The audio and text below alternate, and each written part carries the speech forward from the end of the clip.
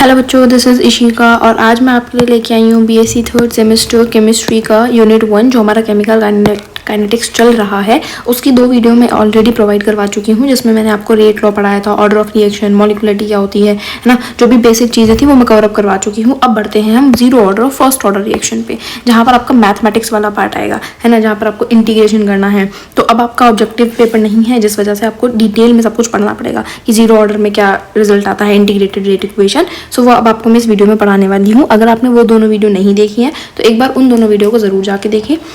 चलो स्टार्ट करते हैं। ऐसी और वीडियो के लिए हमारे चैनल को सब्सक्राइब करना, बीएससी केमिस्ट्री हब। अगर आपको वीडियो अच्छी लगती है तो अपने दोस्तों के साथ शेयर ज़रूर करना, ठीक है, ताकि सबकी हेल्प हो सके।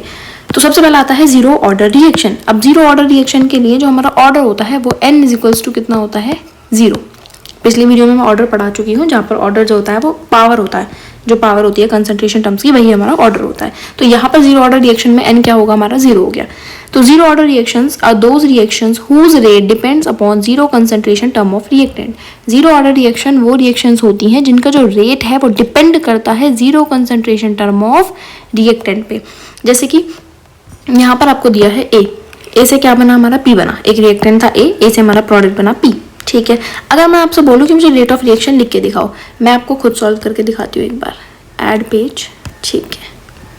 सबसे पहले हमने लिखा कि मान लो एक हमारा रिएक्टेंट है ए और ए से हमारा क्या बना, प्रोडक्ट पी। तो अब मैंने बोला मुझे रेट ऑफ रिएक्शन लिख के दिखाओ। रेट ऑफ रिएक्शन किसके लिए, रिएक्टेंट के लिए। तो क्या आएगा, minus del A, D A लिख सकते हैं, डेल ए लिख सकते हैं। तो minus D A upon D T, यही आएगा, ठीक है। अगर मैं बोलूँ मुझे रेट ऑफ रिएक्शन लिख के दिखाओ अकॉर्डिंग टू रेट लॉ के अकॉर्डिंग, तो रेट लॉ कहता है कि जो रेट ऑफ रिएक्शन होती है वो डायरेक्टली प्रोपोर्शनल होती है किसके, रिएक्टेंट की कंसंट्रेशन के, है ना। और जो एक्चुअल यूज है, यानी कि एक्चुअल यूज जो होता है वो हमारा ऑर्डर होता है। ऑर्डर हमें कितना दिया है, 0, यानी कि ए की पावर 0, ठीक है। जब प्रोपोर्शनलिटी का साइन हटाते हो तो क्या आता है, जिसको बोलते हैं रेट कांस्टेंट। क्या बोलते हैं, रेट कांस्टेंट, ठीक है। अब दोनों ही चीजें रेट ऑफ रिएक्शन है, ये भी रेट ऑफ रिएक्शन है, तो दोनों को क्या करेंगे, हम इक्वल रख देंगे। तो यहाँ से हम करेंगे minus D A upon D T is equals to K A की पावर 0, ठीक है। यहाँ तक समझ आया, बहुत बढ़िया। आगे अब आपको यहाँ पे इंटीग्रेशन यूज करना है। अगर आप बायो वाले हो तो कोई दिक्कत नहीं है, हम आपको अच्छे से समझाएंगे, एक बार बस आप देखते चलिए। अब minus D A upon D T is equals to K A आ गया। अब जब याद रखना, अगर किसी की भी पावर 0 होती है तो हमेशा आंसर आता है 1। किसी की भी पावर 0 है तो 1 आएगा। तो ए की पावर 0 इज इक्वल्स टू 1 आ गया। तो यहाँ से क्या आ गया, minus D A upon D T is equals to K into 1 करोगे तो के ही आएगा, ठीक है। अब क्या करना है आपको, इस minus D A D T को इधर ले जाओ, तो के इंटू डी टी हो गया। डिवाइड में था ये डी टी, है ना, इधर डिवाइड में था, इधर किस में चला गया, मल्टीप्लाई में। अगर मैं चाहूँ तो इस माइनस को भी इधर भेज दूँ, तो यहाँ से ये मैंने माइनस क्या करा, अपना इधर भेज दिया, तो हमारा माइनस आ गया इधर, ठीक है। यहाँ तक समझ आया, बहुत बढ़िया। अब आपको क्या करना है, अब आपको करना है इंटीग्रेशन। अब हम क्या करेंगे यहाँ पर, इंटीग्रेशन का मतलब समझते हो, बायो वाले हो तो थोड़ा सा मैं समझा देती हूँ, मैथ वालों को तो पता ही होगा ऑब्वियसली, ठीक है। तो अब आपको इंटीग्रेशन करना है, इंटीग्रेशन का साइन होता है ये, ठीक है। तो डी ए और इधर हम करेंगे इंटीग्रेशन ऑफ माइनस के, हमारा कांस्टेंट है तो माइनस के का तो वही रहेगा, हम करेंगे डी टी का, ठीक है। कांस्टेंट का इंटीग्रेशन वही आता है। तो अब आपको क्या करना है, मान लो हमारी लिमिट लगानी है हमें। जब हमारा टाइम 0 था तो हमारी कंसंट्रेशन कितनी थी, A0। जब हमारा टाइम t हुआ तो कंसंट्रेशन बढ़ के कितनी हो गई, A। ये चीज़ अभी आपको समझ आएगी कैसे। आगे बढ़ते हैं। अब आगे हमें क्या करना है, यहाँ तक समझ आया। अब आपको इंटीग्रेशन करना है, तो डी ए का इंटीग्रेशन आएगा आपका A, कितना आएगा, A, और लिमिट एज इट इज, ऊपर वाली एज इट इज, नीचे वाली भी as it is, same as it is इधर रहेगा, माइनस के और डी टी का क्या आएगा, तो यहाँ से आएगा हमारा t, ठीक है। ऊपर आएगा t और नीचे आएगा 0, ये हो गया इंटीग्रेशन। अब आपको करना है upper limit minus lower limit. तो इस a की जगह, इसकी अपर लिमिट क्या है, a, तो इस a की जगह आपको क्या रखना है, a रखना है, तो a। फिर आपको लोअर लिमिट रखनी है, तो a की जगह A0, तो a minus A0, upper limit minus lower limit होता है, इज इक्वल्स टू माइनस के एज इट इज, माइनस के, t की जगह t रखोगे तो t आएगा और t की जगह 0 रखोगे तो 0 आएगा। तो ये आ गई हमारी क्या जो हमें चाहिए था, a minus A not is equals to K T. आप इस इक्वेशन को भी प्रेफर कर सकते हो। अगर मैं बोलूँ कि a is equals to A not को मैं इधर ले जाऊँ तो ये माइनस का है, इधर जाएगा प्लस में, तो ए नॉट माइनस के टी, ये आती है हमारी जीरो ऑर्डर के लिए फर्स्ट जो इंटीग्रेटेड रेट इक्वेशन होती है वो। ठीक है, ए क्या है हमारी फाइनल कंसंट्रेशन, ए नॉट क्या है हमारी इनिशियल कंसंट्रेशन, इनिशियल कंसंट्रेशन। ठीक है, टी हमारा टाइम है ना, के हमारा रेट कांस्टेंट है और ये है हमारी A final concentration, final concentration. समझ आया ये कैसे हुआ? अगर आपको अभी भी समझ नहीं आया तो एक बार मुझे ज़रूर बताइएगा, मैं दोबारा आपको समझा दूंगी, दोबारा से मैं सब चीज़ें आपको ये क्लियर कर दूंगी, टेंशन मत लो। एक सेकेंड, मुझे थोड़ा सा टाइम दो ज़रा, मैं इसको थोड़ा सा मूव कर देती हूँ ऐसे। ठीक है, यस, एक सेकेंड में इसको भी मूव कर दूँ।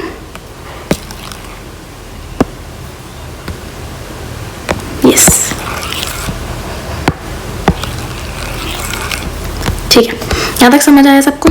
ओके, आगे बढ़ते हैं। चलो एक सेकेंड, ये थोड़ा सा यहाँ पे जीरो आ गया, इसको रहने दो, और यहाँ आता है ए और नॉट। ठीक है, वो है। अब ये देखो, जो चीज़ आपको यहाँ समझाई गई है वही मैंने आपको वहाँ समझाया है कि ए रिएक्टेंट था, उससे हमारा प्रोडक्ट बना पी, रेट ऑफ रिएक्शन जब हमने लिखा, और रेट कांस्टेंट से जो लिखा रेट लॉस है वो ये आया। जब दोनों को आपने इक्वल रखा तो यहाँ से ये आया, बिकॉज ए की पावर जीरो जो होगी वो 1 होगी, तो यहाँ से ये वैल्यू निकली। आप इधर लेके गए डी टी को तो वो मल्टीप्लाई में चला गया, फिर आपने इंटीग्रेशन किया। अब यहाँ पर आपको बताया गया कि ए नॉट जो है वो इनिशियल कंसंट्रेशन है जब टाइम जीरो था, ए क्या है कंसंट्रेशन एट टाइम टी, जब टाइम टी हुआ तो कंसंट्रेशन इतनी हो गई, के क्या है रेट कांस्टेंट, टी हमारा टाइम है। तो यहाँ से जो फाइनल रिजल्ट आया इसी को बोलते हैं हम जीरो ऑर्डर के लिए इंटीग्रेटेड रेट इक्वेशन। यहाँ तक समझ आया? अब कुछ की पॉइंट्स लिखे हैं कि जो रेट कांस्टेंट जो है वो इंडिपेंडेंट है कंसंट्रेशन पर, रेट कांस्टेंट जो होता है वो कंसंट्रेशन पर इंडिपेंडेंट है। यूनिट ऑफ रेट कांस्टेंट मैं लास्ट वीडियो में समझा चुकी हूँ, हाफ लाइफ अभी आपको बताती हूँ आगे। अब जब आप ए वर्सेस टी का ग्राफ बनाओगे, ए वर्सेस टी का ग्राफ बनाओगे तो स्लोप आएगा माइनस के। कैसे आया? आपकी जो इक्वेशन आई है वो ये आई है, ये वाली है ना, इसको आप रखो y is equals to M X plus C से कंपेयर करो, y is equals to M X plus C से। y एक्सिस पर आपने रखा a, y एक्सिस पर आपने क्या रखा a, और x एक्सिस पर आपने रखा t। तो t के साथ क्या है माइनस के, यानी कि m जो है, यानी कि जो हमारा स्लोप है, स्लोप होता है m, और यहाँ पर कितना है स्लोप माइनस के, माइनस के का मतलब है डिक्रीज। तो इन दोनों के बीच में ग्राफ कैसा बना, y एक्सिस पर a है, x एक्सिस पर t है, तो ग्राफ कैसा बना हमारा माइनस के, ये बनता है हमारा ग्राफ जो स्लोप आता है y is equals to M X plus C से।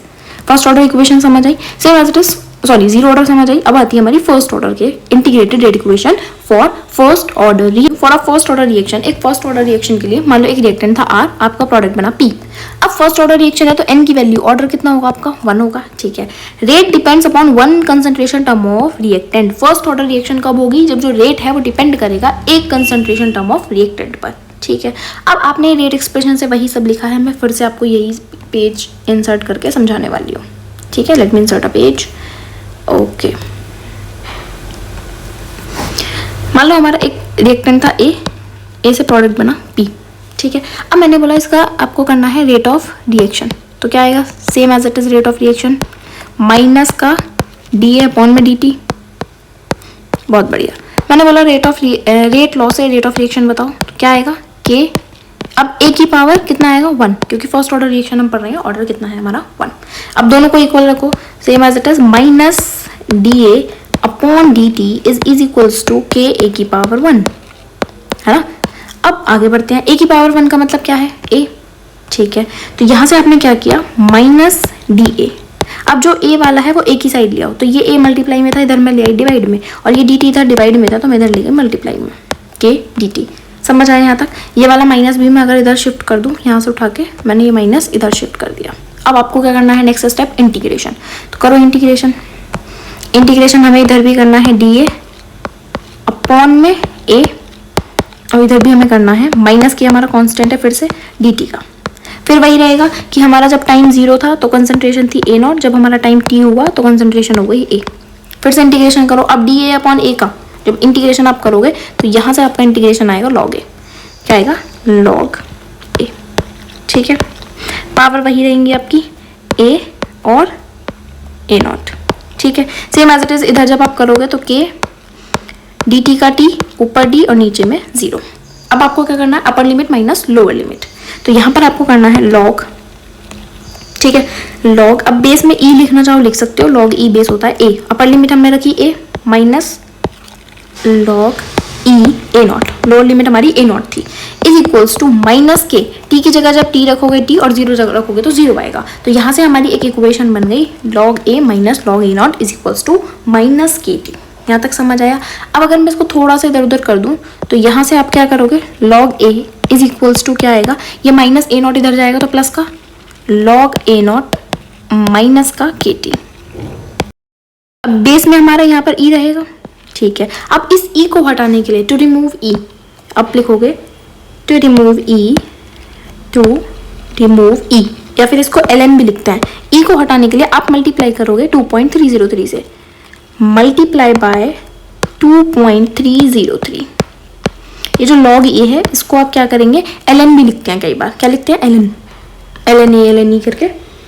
तो यहाँ से हमारा क्या आएगा, जब आप मल्टीप्लाई करोगे पूरे इसमें तो आपका आएगा 2.303 लॉग ए, ई हमारा रिमूव हो गया, सेम एज इट इज इधर आएगा 2.303 लॉग ए नॉट, ठीक है, और माइनस का के टी। अब इस 2.303 को हटाने के लिए आप डिवाइड करोगे, डिवाइड पूरी इक्वेशन को आप डिवाइड करोगे बाय 2.303, ठीक है। जब 2.303 से आप डिवाइड करेंगे तो यहाँ से 2.303 हट जाएगा, लॉग ए बचेगा सिर्फ 2.303 से, ये डिवाइड हो गया, इज इक्वल्स टू इधर क्या बचेगा लॉग ए नॉट, ठीक है। जब इसको डिवाइड करोगे तो यहाँ से आएगा माइनस के टी अपॉन 2.303, क्योंकि पूरी इक्वेशन को डिवाइड करेंगे, ठीक है। यहाँ तक समझ आया। अब आगे बढ़ते हैं, ये हमारी आती है final equation, this is the final equation, ये हमारी कुछ फाइनल इक्वेशन है। आगे अगर आप सॉल्व करना चाहो तो यहाँ से हमारा और भी सॉल्व हो सकता है। आप इसको लिख सकते हो log A not is A को इधर ले जाओ minus log A equals to K T upon 2.303। कैसे आया ये, इस के टी को आप इधर ले गए, पूरे होल को तो ये प्लस हो गया और लॉग ए इधर ले आए तो ये माइनस हो गया। और आप लिखना चाहो तो इसको कैसे लिख सकते हो, आप इसको लिख सकते हो टी की फॉर्म में, तो टी इज इक्वल्स टू आएगा 2.30, इस टी को इधर रहने दो, बाकी सब इधर ले आओ, तो 2.303 डिवाइड में था, मल्टीप्लाई में आ गया अपॉन के। अब आपको पता है लॉग की प्रॉपर्टी होती है log M minus log N, मैं यही लिख देती हूँ log M minus log N is equals to होता है log M upon N, log M upon N, ये प्रॉपर्टी होती है। तो यहाँ पर आप जब अप्लाई करेंगे तो यहाँ पर आएगा लॉग ए नॉट अपॉन में ए। तो ये कुछ रिजल्ट्स हैं, मेन रिजल्ट वही है, वहाँ से आप बाकी सब रिजल्ट्स को ला सकते हो।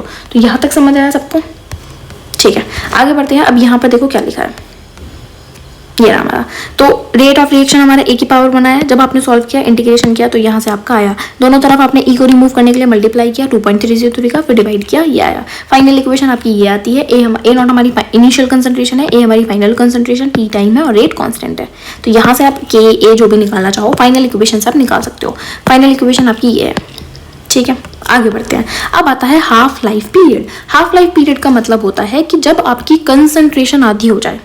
हाफ लाइफ का मतलब होता है जब आपका टाइम, पहले टी था अब टाइम हो गया t/2, तो कंसंट्रेशन भी कम होगी, तो कंसंट्रेशन पहले ए थी अब कितनी हो गई A0/2। तो हाफ लाइफ का मतलब होता है it is the time in which half of the reactant is reduced, मतलब वो टाइम जहाँ पर हाफ ऑफ द रिएक्शन हो चुकी है, 100% रिएक्शन की जगह 50% रिएक्शन हुई है, तो टाइम भी हाफ होगा, कंसंट्रेशन भी हाफ होगी। समझ आया यहाँ तक। तो फर्स्ट ऑर्डर में क्या आया था हमारा, फर्स्ट ऑर्डर में हमारा t इज इक्वल्स टू ये आया था, है ना, जब आपने निकाला। अभी मैं आपको यहीं दिखा देती हूँ, चलो ये आपका t आया है। अब आपको क्या करना है, इस t की जगह आपको हाफ लाइफ में t/2 रखना है। हाफ लाइफ के लिए आप t की जगह क्या रखेंगे t/2, t/2 is equals to 2.303 upon में के, बाकी सब as it is log A not upon में, अब इस a की जगह भी हाफ होगा तो ये आएगा A0/2, ए नॉट और यहाँ आ जाएगा 2, क्योंकि डिवाइड में था ऊपर जाएगा, ए नॉट से ए नॉट कैंसिल करोगे तो यहाँ से आपका जाएगा t/2 is equals to 2.303 upon में के log 2, ठीक है। जब आप log 2 की वैल्यू रखेंगे तो आपका आएगा 0.693 अपॉन के, ठीक है। देखो t/2 ये आ गया आपका log 2 की वैल्यू होती है 0.3, जब आपने मल्टीप्लाई करा तो आपकी हाफ लाइफ आती है for first order reaction is 0.693 upon के। अगर आपको कभी बोला कि हाफ लाइफ बताओ हमें फर्स्ट ऑर्डर के लिए, के की वैल्यू ये है, तो आपकी के की वैल्यू मिलेगी, आपको बोला जाएगा हाफ लाइफ बताओ, सिंपल, ठीक है। कई बार आपको हाफ लाइफ दी जाएगी तो आपसे बोलेंगे के की वैल्यू, तो हमारे जीरो ऑर्डर के लिए ए इज इक्वल्स टू आया था ए नॉट माइनस के टी। अब आपको ए नॉट की जगह रखना है A not by two, sorry ए की जगह रखना है ए नॉट बाई टू और टी की जगह रखना है टी बाई टू। तो जब आपने ए की जगह ए नॉट बाई टू रखा, ए naught minus K T by to हुआ, ठीक है। अब ए नॉट इधर ले आया आप इस वाले ए नॉट को, तो ये माइनस में आएगा, ठीक है। ए नॉट माइनस ये minus K T by two, जब आप एलसीएम लोगे तो टू आएगा, A naught minus two A not is equals to minus K T by two, ठीक है। अब ए नॉट में से माइनस टू ए नॉट करोगे तो माइनस का ए नॉट बचेगा, वन माइनस टू करोगे तो माइनस वन ही तो बचेगा, सेम एज इट इज यहाँ आया minus K T by to, minus से माइनस कैंसिल करोगे तो ए नॉट इज इक्वल्स टू आएगा के टी बाई टू। तो फाइनली यहाँ से ए नॉट अपॉन टू के, इस के को आप इधर लेकर डिवाइड में, तो टी बाई टू कितना आया, ए नॉट अपॉन टू के।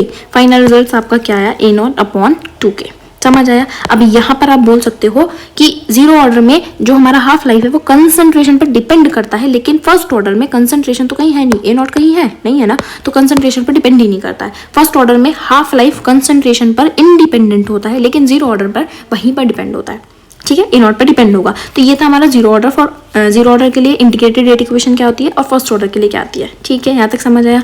अब सेम एज इट इज आपका आगे बढ़ाएंगे हम चैप्टर को नेक्स्ट वीडियो में। लेकिन अगर आपको इस वीडियो में कुछ भी डाउट है, किसी भी टॉपिक से रिलेटेड डाउट है, तो आप मुझे जरूर बताइएगा। ये बेस्ट नोट्स हैं आपके लिए, आप यहाँ से नोट्स बनाइएगा। एक दो बार प्रैक्टिस करना, डेरिवेशन है बायो वाले के लिए थोड़ा सा हार्ड होगा, एक दो बार प्रैक्टिस करोगे दिमाग में वही आ जाएगा सब कुछ, ठीक है।